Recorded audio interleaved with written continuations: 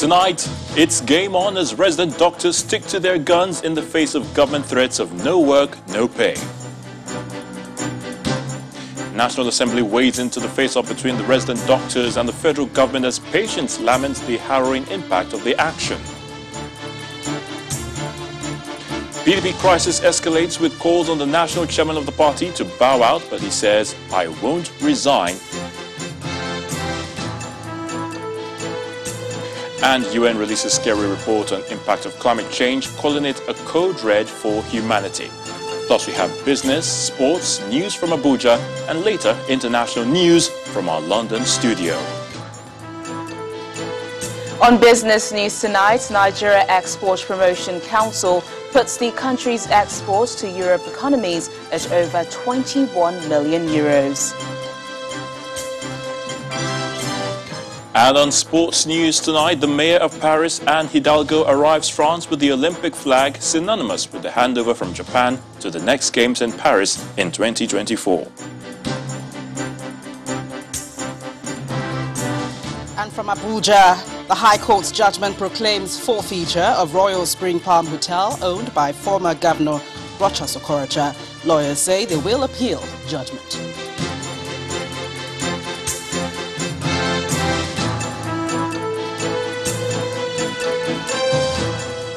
More concerned Nigerians are putting pressure on the resident doctors to suspend the strike action in order to save the health sector from collapse. The latest intervention is from the National Assembly as they meet with the leadership of the National Association of Resident Doctors today in Abuja. The president of the Nigerian Resident Doctors Association, alongside some members of the NARD or NARD leadership, are meeting with the members of the National Assembly led by the chairman of the House Committee on Health, Honorable Tanko Sununu. Our correspondent Linda Kigbe reports. This is a meeting called by the House of Representatives Committee on Health to resolve the problems which led to the ongoing strike by the National Association of Resident Doctors. The resident doctors are demanding payment of salaries, arrears of hazard allowances, insurance benefits, as well as domestication of Residency Training Act. The strike by the resident doctors is crippling the country's health sector and continues despite the federal government's threat to invoke the No Work, No Pay provision in the Trade Disputes Act. The union reiterates its demands at this meeting with federal lawmakers. They are also accusing the head of service, the Ministry of Finance and the Budget Office of moving the payment of the doctors from its system GIFMIS to the Integrated Personnel Payroll Information System IPIS for selfish reasons. Sir, I can assure you and this committee that if we have some certain things I can take back to my members who will call off the strike. Some are monetary and some are non-monetary. The non-monetary, sir, the House Officers circular, that circular needs to be withdrawn. Why are we having these bottlenecks? Because some people are not doing their jobs. It's a sad truth. I'll start with UCH, sir. University College Hospital, UCH, employed doctors under gift mix. The first one was in 2019, October. As it speaks now, people under the gift mix platform in UCH is about 901. Those in the budget office can tell for us. And one, there's a list there. I have a list, sir. I have the madam that have been there since January. I saw the list with no 900 and something people. We didn't have a waiver. The ones you are saying that got a waiver during the pandemic was not in the pandemic. The union is also condemning the casualization of resident doctors in government employment and calls for urgent actions to end the practice.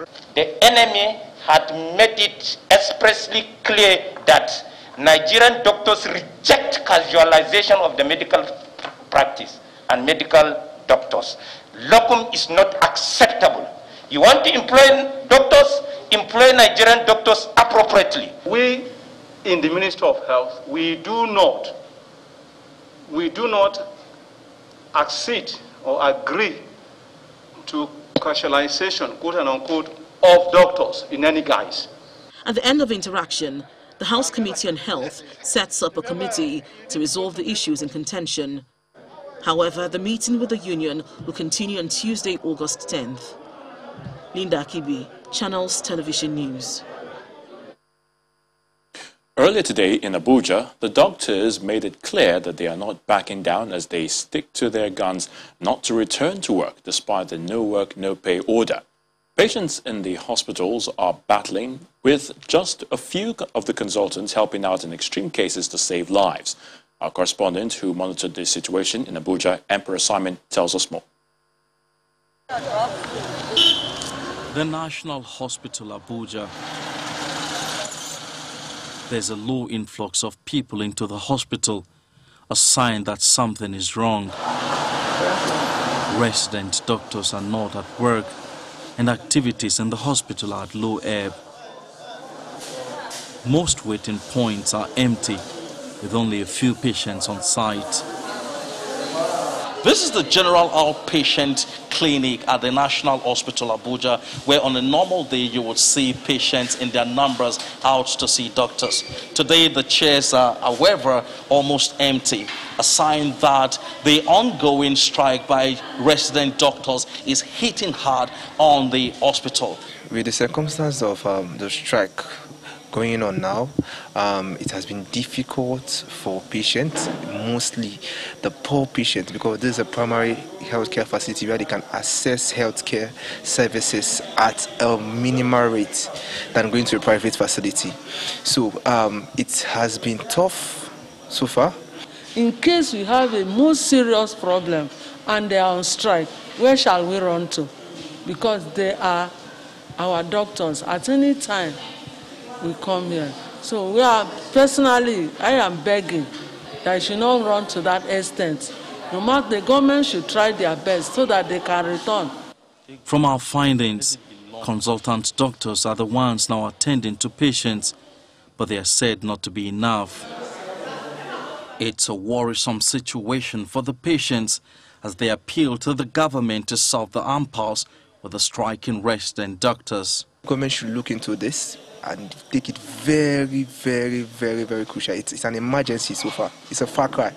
Because looking at the state of the country, where the economy is not favorable and you're trying to assess healthcare facility at a minimal rate, and you can't assess that because of the ongoing strike. With the end of the strike action embarked upon by the National Association of Resident Doctors not in sight, Nigerians and particularly residents in the nation's capital, Abuja, are wondering how long they have to endure the current difficulties they face in accessing medical care. Emperor Simon, Channels Television News. And back here in Lagos, well, nothing really changed as doctors, just like their counterparts elsewhere, are adamant on the industrial action. They are threatening to continue the industrial action until government yields to all their demands. Our correspondent, Chrissy Lems, reports. It's already 8 days into the industrial action embarked upon by the resident doctors, and health centers across the country are feeling the impact. In Lagos hospitals, patients mill around waiting to be attended to. Sometimes the wait is in vain. The federal government wants the doctors back at work or face sanctions, but they appear not bothered by the threats. We are used to the threats from the federal government. It's not today. NAD is known to resist any form of oppression from the people in power. As of today, the compliance is still 100% because our members have resolved that until all these issues are addressed, we will never go back to work. Dr. Oluwafemi Hassan also adds that the current struggle is to bring about an improvement in the country's health sector. For example, patients come to the hospital and they stay in the outside the emergency before they can come in for more than 24 hours. Not to talk about the fact that most of the equipment that is needed to take care of these patients are not available. Not to talk about the welfare of the doctors that are taking care of the patient. These are nothing to write home about. Similarly, at the Lagos State University Teaching Hospital, resident doctors have outlined their demands, which they say must be sorted before they yield to any negotiation. Our demands include the following. Number one is the reversal of the circular removing house officers and NYC doctor from the scheme of service. Number 2 is the implementation, full implementation of Residency Training Act. Not only that, number 3 is that the massive recruitment. Though we have heard that Mr. Governor has approved that one, of course we are also waiting so that they can hasten this process so that the workload on our member can be reduced. And lastly, we want the residential quarters. So we want them to commence. With no hope of an immediate end to this health sector dilemma, patients will continue to bear the brunt, many of whom might not survive the experience. Chris Elems, Channels Television News. Well, again, just to remind our viewers that on the government side, they have maintained that unless the resident doctors resume work, they will lose their pay. And that's the position of the government on the resident doctors. But let's move on to Kwara State, where at the University of Ilorin Teaching Hospital, a few patients could be seen being attended to by the consultants. A patient, however, laments that compared with the number of patients, resident doctors ought to be attended to by the federal government to do their work. The president of the Association of Resident Doctors at the University of Ilorin Teaching Hospital wondered how the Minister of Labour could issue a threat he describes as embarrassing. If an association has brought forward some issues that are very germane, like issues of non-payment of salaries, that affect the welfare of our members, we feel this thing should be essential to whatever service they are providing to, even though we know that the services are also very essential, but their lives and welfare are also very essential too. And the government should be seen to do the needful in this regard. So issues of no work, no pay is actually very embarrassing, and we don't expect this to be coming from that office. What we are expecting for us to come for negotiation, the government should tell us their own part, what they can do, what they cannot do, so that we can go back as soon as possible to the kind of work we love doing, so Nigerians can have a reprieve from this strike that is actually unfortunate and uncalled for. And that's because if you had waited for almost like 120 days for government to do their own part, they've willfully entered an agreement with our association, and this is 120 days ago. And if we had actually gone to plead with them, do advocacy, trying to lobby and try to see how they can do the needful by committing to those agreements, and they've not done that, then I think they have failed in their own parts. And they should be coming to come and threaten us. We are not afraid of threats, and they want to wait and see how they want to implement those threats. But actually, I will start from the point of commending the doctors who are volunteering to see us during this time, because if not for them, we should have worsened the whole case. Like, for example, now we're supposed to be on a clinic last week, but the strike is affecting us now. That is my father over there, who is supposed to see the doctor. So, unfortunately, we cannot see the doctor. We can only see the nurse. No one knows what is going on in his body now. So that from there, at least, we are having some pain by not seeing the doctor during this period. And this is a very desperate time, because we have a lot of sick people around. One final story on health before we move on to politics. Doubts as to whether the vaccination of Nigerians will continue has been cleared by the Minister of Information and Culture, Lai Mohammed. The minister said today that the second phase of vaccination, earlier scheduled for Monday, August the 10th, will now resume on August the 16th nationwide. According to him, the postponement of the commencement from August the 10th to August the 16th is purely administrative. He denied insinuations that the exercise was postponed indefinitely over concerns raised by some experts on the propriety of using the Moderna vaccine. He goes on to explain that, like the first batch of the AstraZeneca vaccine, which had been fully administered without any hitch, the doses of Moderna vaccines are safe and meant to save lives.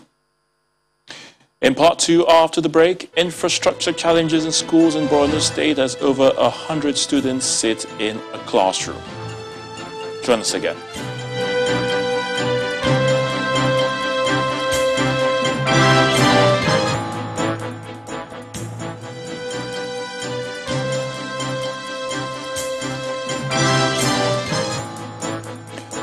Welcome back. If you've just joined us, you're watching the News at 10 live on Channels Television Lagos. A reminder of our top stories. The resident doctors stick to their guns in the face of government threats of no work, no pay. National Assembly waits under the face-off between the resident doctors and the federal government as patients lament the harrowing impact of the action.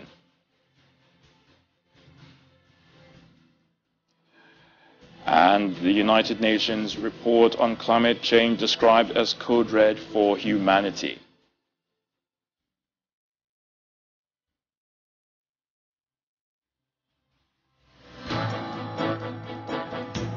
It's been a big survival battle for the People's Democratic Party chairman, Prince Uche Secondus, as some party members go for his jugular, asking him to resign. Now, members of the House of Representatives caucus are also singing a song, and this brought the governors of the party together in Abuja today to wade into the leadership crisis.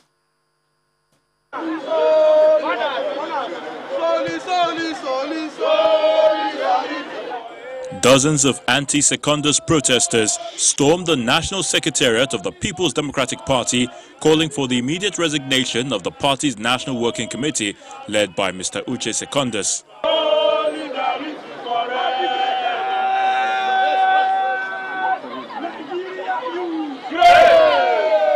We've lost 3 governors. If we wait for the next 4 months, should we wait until Governor Wike leave, until Governor Makinde leave, until Governor Amadou Fintiri leave, and other governors? We should tell ourselves the truth. Secondus should not preside beyond today. Even today is too much for him. 24 hours is too much for Mr. Secondus. He has to go. Anti-Secondus protests have continued to mount in recent weeks after 7 principal officers of the party resigned over alleged mismanagement of the party's affairs. The PDP House of Representatives caucus have also asked Mr. Secondus to throw in the towel. Part of efforts to resolve the impasse between the NWC and other members of the party is the reason why the PDP governors are holding this emergency meeting in Abuja, just 4 days after the PDP Board of Trustees held a similar meeting on August the 8th. After 5 hours of deliberations behind closed doors, the PDP chairman, who is at the center of the storm, walked into the governors' meeting. But he is soon escorted out by some of the governors, where he confirmed to journalists that he will not resign. Press statement from your office, yes. It's already in circulation, yes. where you categorically said you will not resign. Why that response at this time? I confirm to you that I will not resign. If you want confirmation, It's okay. Thank you. I confirm that press statement. A few moments after the PDP national chairman left, the meeting ends, and the Governors Forum chairman briefed journalists. We are just rising from the emergency meeting of the PDP Governors Forum, where we have discussed extensively on matters of the moment concerning our party. And this meeting is continuing tomorrow with other stakeholders, and very soon Nigerians and indeed all of you will hear our resolution, but we are working towards resolving all the issues as a family, and by the grace of God we are going to achieve that. The PDP is planning to hold its convention in December, where new principal officers are expected to be elected. But whether or not that plan materializes to the advantage of the party will depend so much on how the current leadership crisis in the PDP is resolved. The Department of State Services, the DSS, has filed a remand application at the Federal High Court in Abuja, asking the court to nullify the bail earlier granted to 4 of the 12 detained associates of Yoruba Nation agitator Sunday Adeyemo, popularly known as Sunday Igboho. In a motion filed on Monday by the DSS lawyer Idowu Awu, the secret police urged Justice Obiora Igwatu to cancel the bail granted to Amudat Babatunde, Abidin Shitu, Jamiu Oyetunji and Bamidele Sunday in the interest of justice and national security. The DSS lawyer urged the court to remand the 4 detainees pending their arraignment during court vacation. However, lawyer to the detainees, Belumi Olajengbese, reacted to the remand application as laughable. Last week, Wednesday, Justice Igwatu admitted the 12 applicants to bail after spending 5 weeks in the custody of the DSS following their arrest on July the 1st. However, the bail perfection of the 12 detainees suffered a setback on Friday, August 6th, when their lawyer, Olajengbese, said he got to the bail office of the court and learned that the court required 24 sureties in contrast to 4 sureties earlier demanded by the court. Staying with the courts, this time the Lagos State Magistrate Court in Yaba has ordered the remand of Chidinma Ojukwu, who allegedly stabbed the Chief Executive Officer of Super TV, Usifo Ataga, that's the CEO, to death. In a similar vein, the police arraigned her father, Ono Ojukwu, and 4 others before the magistrate court for alleged obstruction of justice and failing to report a crime to the law enforcement agencies. They all pleaded not guilty to the charge. Now, the prosecution counsel, Cyril Ejiofor, alleged that the defendants committed the offences on June the 18th and 23rd at Computer Village, Ikeja, and Alagomeji in Yaba. Ejiofor also alleged that Mr. Ojukwu prevented police from arresting his daughter, Chidima, while a second defendant, Babalola Disu, failed to report Ataga's death to the police. The police brought Chidima and one Adidakbo Quadri before the court today, and Ejiofor urged the court to remand them pending the issuance of the Directorate of Public Prosecution's report on the matter. The Chief Magistrate Adidayo granted each defendant 1 million naira with 2 sureties each in the like sum, who must make a deposit of 200,000 naira into the coffers of the Chief Registrar and then adjourned proceedings till September the 6th. Basking on the success of the Nigerian military, going by recent reports that some terrorists are surrendering to the Nigerian forces, the Chief of Army Staff, Lieutenant General Farouk Yahya, today in Maiduguri expressed a strong belief that the Nigerian military will continue to intensify the war on terror.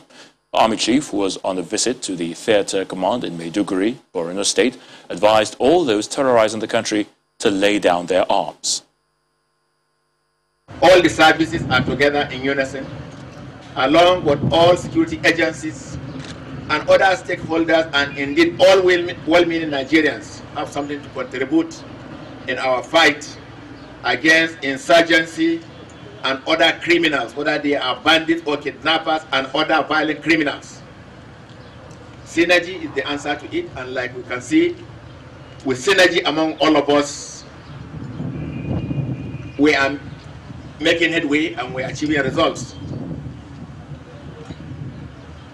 And if we continue, and we should, we will conclude this episode in Northeast, and so that we can go and do other things and other criminals also across the theater and other theaters. Already you can see we are getting them in droves, surrendering already, and we urge them to continue to surrender and lay down their arms and toward the line of peace. Line of peace is the way. It's the way for development. It's the way for peaceful living. It's the way for peaceful coexistence. And now to the southeastern part of the country, and it's been a mixed bag of reactions in the southeast as some residents obey the sit-at-home order by the proscribed group, the Indigenous People of Biafra, IPOB. Others go about their normal businesses, while some group of Imo youth violated the order by staging a protest in Owerri, the Imo state capital. Now, the sit-at-home order seems to be slightly effective in Aba, the commercial hub of Abia State, as all the market centers were all closed. In Ebonyi State, few vehicles could be seen on major roads in the metropolis, as many appear to have heeded the call by IPOB. In spite of conflicting directives ahead of the sit-at-home order by the proscribed Indigenous People of Biafra across some southern states, especially in the southeast, there appears to be relative compliance across board, as few vehicles are seen on the roads. In Owerri, the Imo state capital, is a bit of a far cry from the usual hustle and bustle, as shops, banks and other businesses close their offices, with a few running skeletal services to avoid any unforeseen circumstance. They are meant to sit at home. If you look at the office, so everywhere is shut down, nothing is working. There is lesser movement, offices and government parastatals, people are sitting at home. They didn't go to work today. We are here to see how things are going on. Not that we are trying to be a saboteur. It's a similar scenario in Ebonyi State, with partial compliance observed in Abakaliki, the state capital. Few vehicles could be seen on major roads in the metropolis, as many appear to have heeded the call by IPOB. Although the secessionist group was said to have suspended the order due to the National Examination Council NECO exams for junior secondary schools, business premises including banks and shops came under lock and key, in spite of Governor Dave Umahi's directive to do otherwise. This order seemed to be slightly effective in about the commercial hub of Abia State, and its total compliance as all market centers were closed. While in Umuahia, the state capital, it is partial compliance as students were seen writing the NECO examination and banks were not open to customers. For anyone who braves up to catch up with appointments or any business that requires using the roads, they may likely arrive at their destination ahead of time, as major roads in the Enugu state capital are free of traffic due to the sit-at-home order. Although the NECO exam held with a bit of apprehension. The main challenge is one, fear of being attacked. Some of our teachers came. They came and they were all hibernating because no person wants to be hurt. It's a national exam, and if somebody misses mathematics, that means that the person will repeat the entire examination.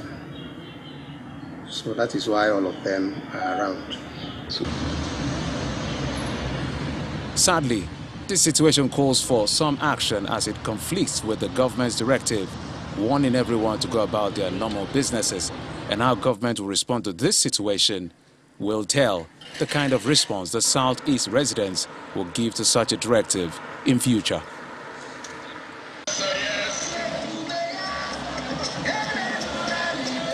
A group of youth under the aegis of Imo Youth Coalition have been protesting the sit-at-home order by the proscribed indigenous people of Biafra, IPOB. Many of them took to the streets of Owerri, the Imo state capital, earlier today, denouncing the order, asking people to go about their normal businesses. While the group acknowledges the right of IPOB to make legitimate agitations, they however reject moves by the group to impose their ideologies on others.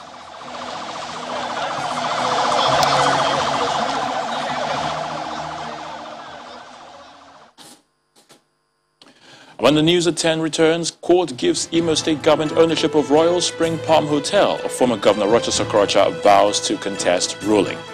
Join us again.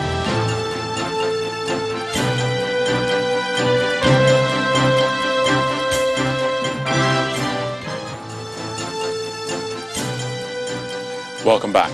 We take you back to that story in the southeast where a group of youth under the aegis of the Imo Youth Coalition have been staging a protest concerning the sit-at-home order by the proscribed indigenous people of Biafra.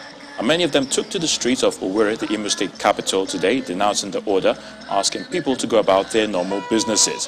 While the group acknowledges the right of IPOB to make legitimate agitations, they however reject moves by the group to impose their ideology on others in the southeast.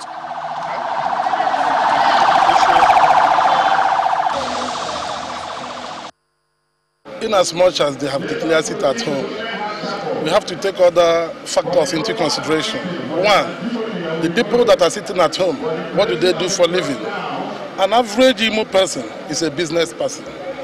No wonder where is the business hub of Eastern Nigeria, and Eastern Nigeria is the business hub of Nigeria. By the order of sit at home, if we have adhered to that order, there will be an economic backwardness of the state.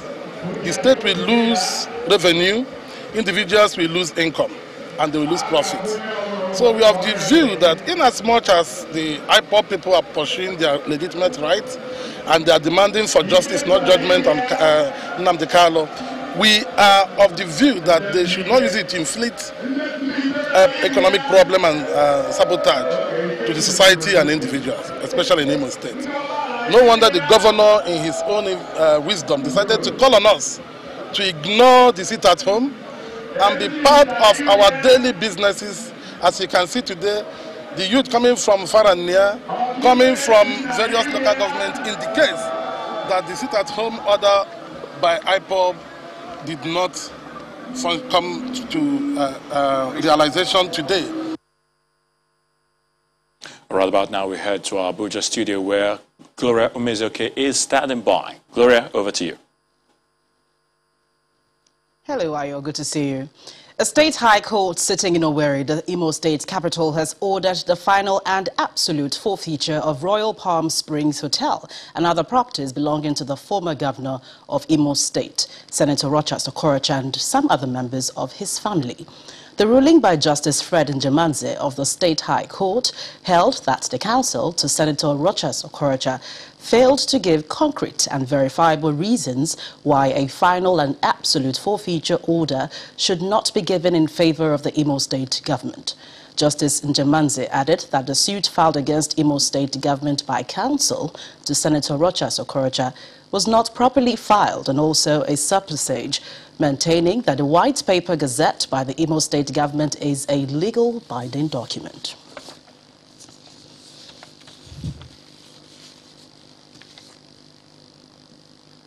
And reacting to the judgment by an Owerri High Court ordering complete forfeiture of some properties linked to former governor of Imo State, Senator Rochas Okorocha, including the controversial Royal Spring Palm Hotel, counsel to Senator Rochas Okorocha, Oba Madu Abuchi San, describes the ruling as an act of perfidy that cannot stand.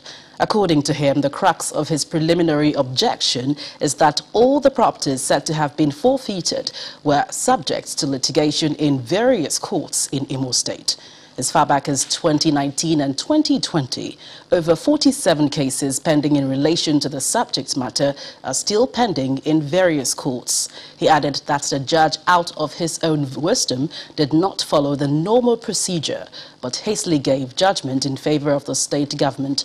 He says his client will no doubt appeal the judgment.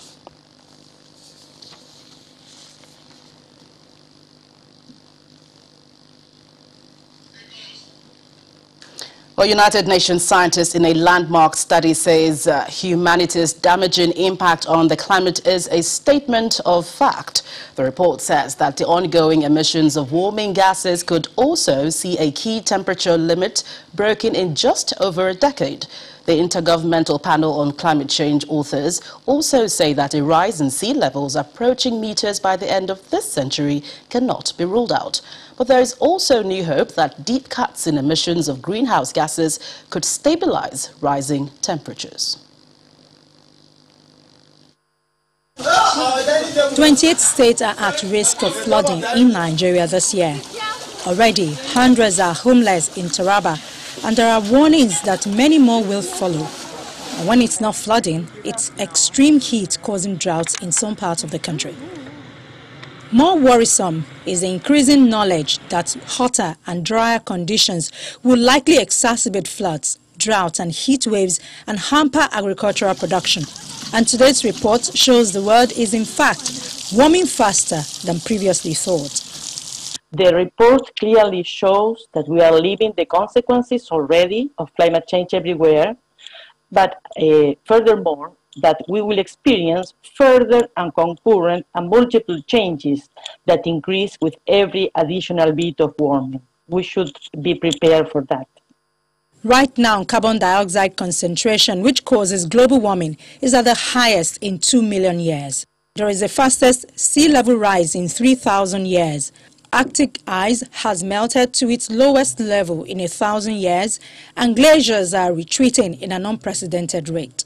If you think of a 1.5 warmer world, our report shows that we need to be prepared for going into that level of warming in the coming decades. That we can avoid further levels of warming by acting on greenhouse gas emissions, and that's also a very important message from the report. For more than 3 decades, the Intergovernmental Panel on Climate Change has been warning. The world listened, but obviously did not hear. And runaway greenhouse gas effect has wreaked havoc across the world. This report will serve as a timely new evidence base for negotiators at the COP26 negotiations starting in less than 3 months. It will be a valuable toolbox for negotiators as they consider the level of ambition at COP26. The report highlights that cutting global emissions starting immediately to net zero by mid-century will give a good chance of limiting global warming to 1.5 degrees Celsius in the long term and help to avoid the worst effect of climate change. The fact remains that the longer nations delay to curb emissions, the hotter the future will definitely be. Ayola Kasim, Channels Television News.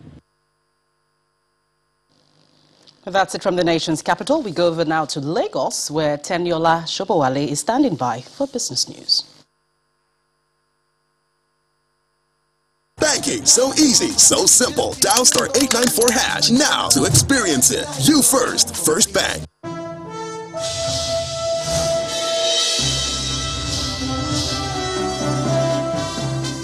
Thanks a lot, Gloria. Welcome to Business News.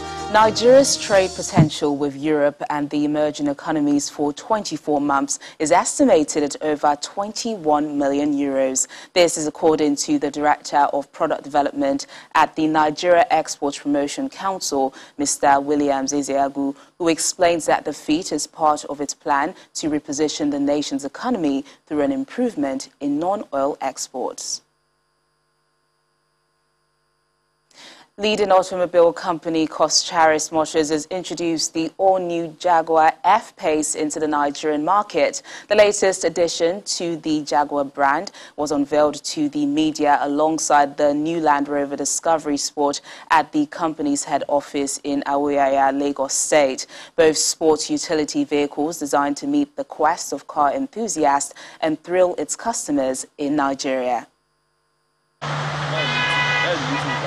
As the exclusive representative of the Jaguar Land Rover brands in Nigeria, Coscharis Motors once again launches two latest models from its partners, the new Jaguar F-Pace.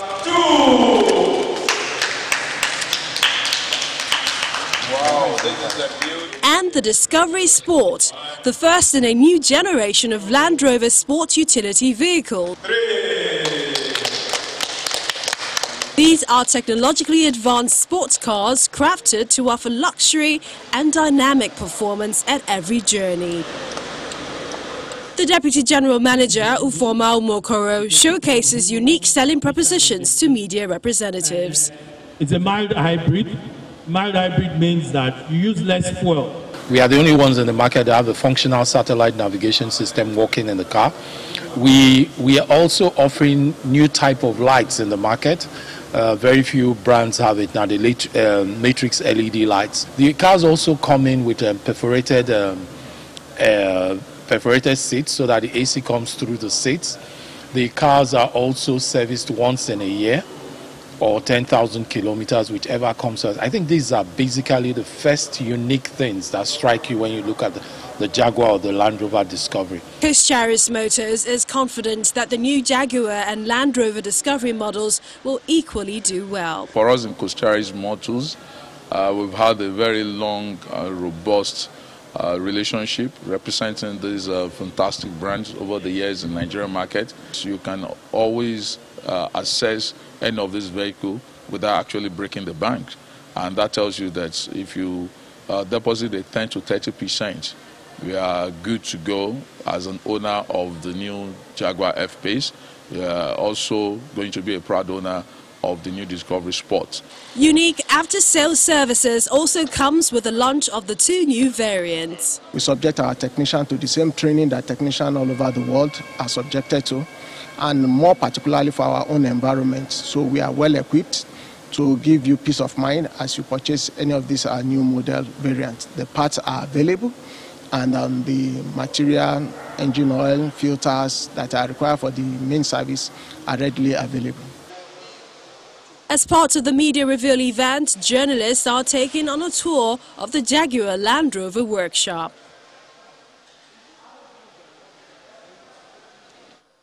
Well, let's check in on the stock market report now with Ini John Mekwa.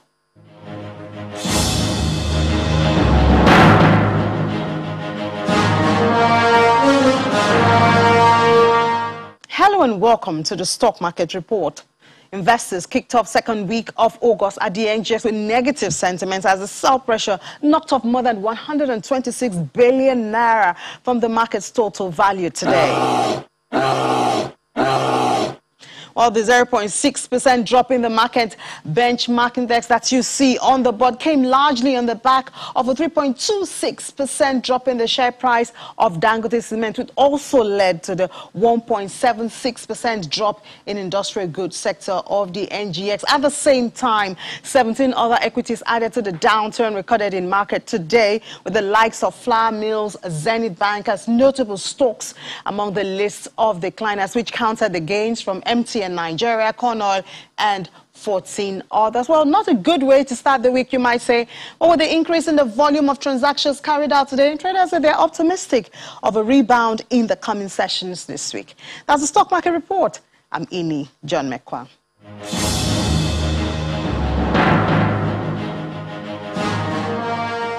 Meanwhile, it's a mixed close for some of the world's major stock markets. Let's take a look at the closing numbers.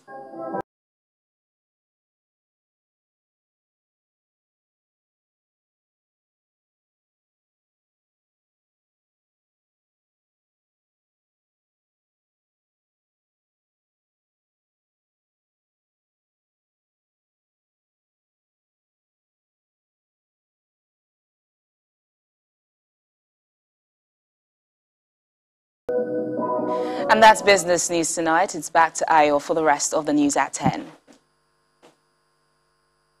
Banking, so easy, so simple. Dial *894# now to experience it. You first, First Bank.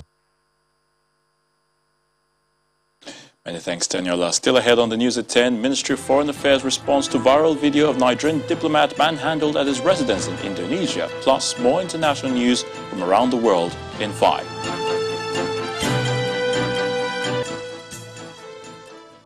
Welcome back. Now, the video you're about to watch may be a little disturbing, so viewer discretion is advised. Well, the Ministry of Foreign Affairs has condemned the treatment of a Nigerian diplomat being manhandled and arrested in front of his official quarters on August 7th this year.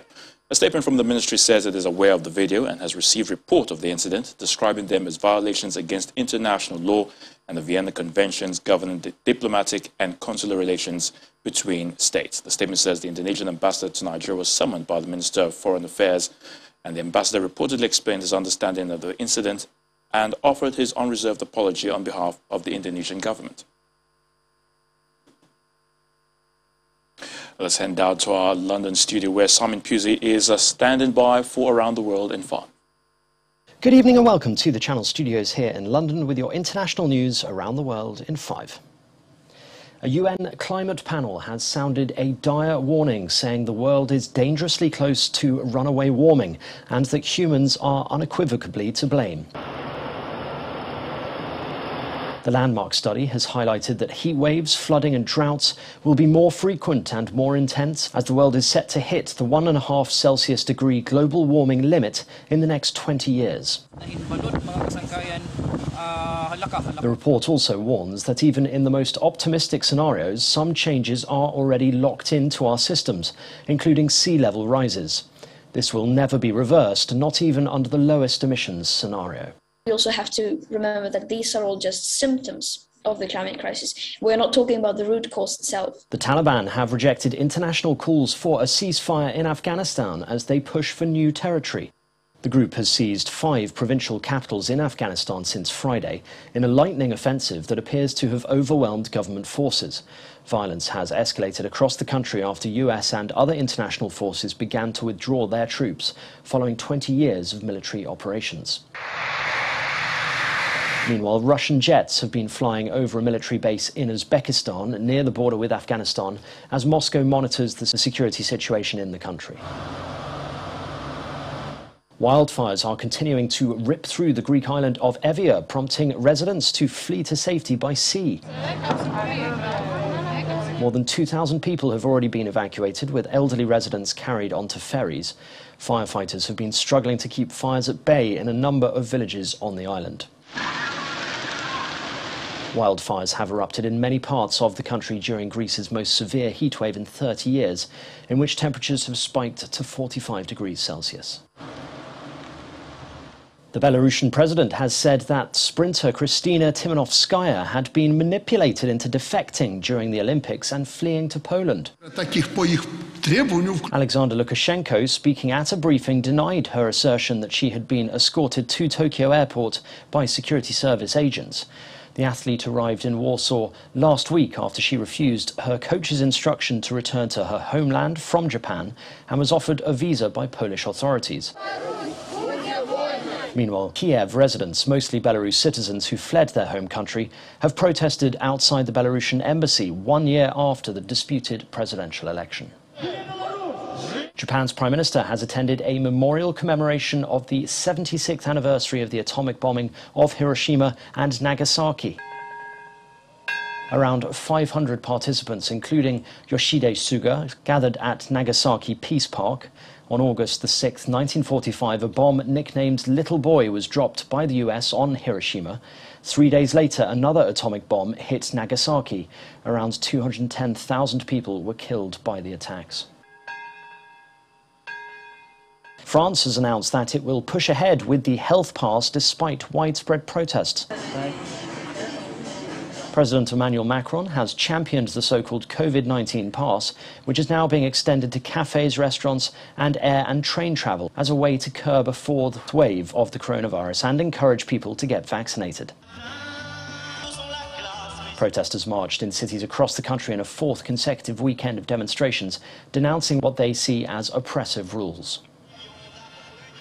The UN Humanitarian Affairs Agency has said that about 90,000 people have been affected by flash flooding in South Sudan's eastern Jonglei state. The UN said local authorities had reported over 70,000 affected people in Ayod and Canal counties, and many were experiencing this for the second time since May. Heavy rains have submerged homes and agricultural fields, forcing families and their livestock to flee to higher ground. And finally, Neanderthals may have been closer to our species of prehistoric modern humans than previously believed after cave paintings were found in Spain.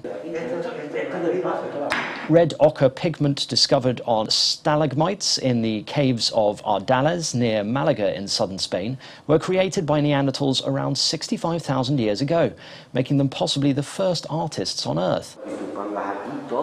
Pigments were made in the caves at different times, up to 15,000 and 20,000 years apart, and dispel an earlier suggestion that they were the result of natural oxide flow rather than being man-made. And that's your international news around the world in 5. Now back to Lagos. Many thanks, Simon. France rolled out the red carpet for the Olympic flag earlier today, with the host of the next 2024 Summer Games promising to make the sporting spectacle open to the masses after a pandemic hit Tokyo Games held behind closed doors. Paris Mayor Anne Hidalgo waved the flag that she had been handed in Tokyo during the handover ceremony as she stepped out of the aircraft, bringing home some of the country's gold medalists. And the main news again. The National Assembly has waded into the impasse between resident doctors and federal government as patients suffer the brunt of the seemingly unending battle. That's the news at 10. I'm Ayotunde Balogun. Many thanks for watching, and from all of us here, good night and stay safe.